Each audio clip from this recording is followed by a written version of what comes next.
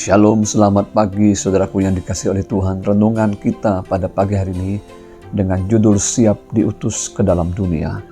Pergilah, sesungguhnya aku mengutus kamu seperti anak domba ke tengah-tengah serigala, dalam Lukas 10 ayat 3. Untuk menjadi pengikut dan murid Yesus, setiap orang percaya harus siap untuk menerima konsekuensi pengutusan ke dalam dunia.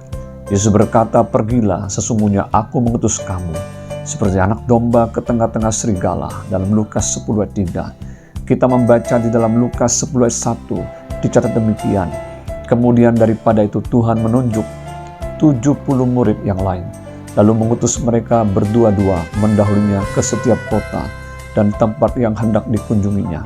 Tujuannya adalah agar setiap murid dapat bersaksi dan memberitakan Injil keselamatan yang dikerjakan oleh Yesus. Dan tentu saja ketika Yesus mengatakan mereka diutus seperti anak domba ke tengah-tengah serigala, menunjukkan resiko-resiko dan ancaman-ancaman yang akan mereka hadapi sebagai konsekuensi dari pengutusan tersebut.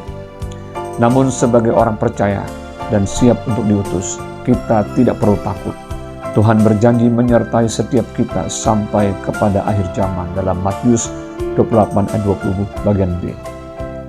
Tuhan Yesus juga bersyafaat bagi kita agar kita terlindung dari yang jahat, seperti yang tertulis dalam Yohanes 17 ayat 14-15 yang berbunyi demikian, Aku telah memberikan firman-Mu kepada mereka, dan dunia membenci mereka, karena mereka bukan dari dunia ini, sama seperti Aku bukan dari dunia. Aku tidak meminta supaya Engkau mengambil mereka dari dunia, tetapi supaya Engkau melindungi mereka daripada yang jahat. Ada jaminan penyertaan dan perlindungan Tuhan atas kehidupan kita yang percaya kepadanya dan yang siap untuk diutus ke dalam dunia ini.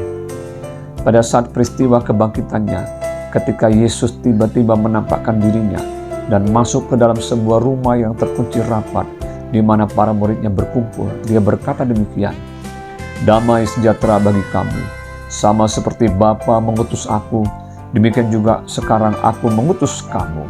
Dan kemudian sesudah berkata demikian, dia mengembusi mereka dan berkata, terimalah Roh Kudus. Hal itu juga dicatat di dalam Markus 16 ayat 14-16 yang merupakan pengutusan Yesus terhadap para muridnya.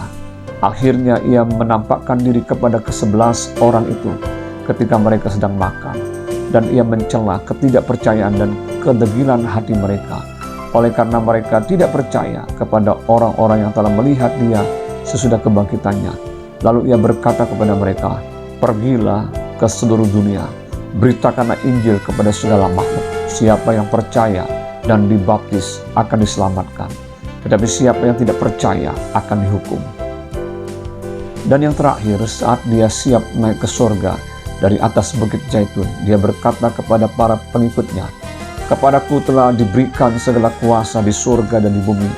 Karena itu pergilah, jadikanlah semua bangsa muridku, dan baptislah mereka dalam nama Bapa dan Anak dan Roh Kudus, dan ajarlah mereka melakukan segala sesuatu yang telah kuperintahkan kepadamu. Dan ketahuilah, aku menyertai kamu senantiasa sampai kepada akhir zaman. Dalam Matius 28 ayat 18-20.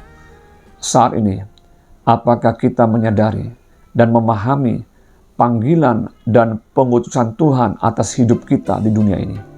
Tugas kita bukan hanya sekedar bekerja untuk makanan yang akan dapat binasa, melainkan untuk makanan yang bertahan sampai kepada hidup yang kekal, yang akan diberikan Anak Manusia kepadamu, sebab dialah yang disahkan oleh Bapa Allah dengan meterainya, dalam Yohanes 6 ayat 27.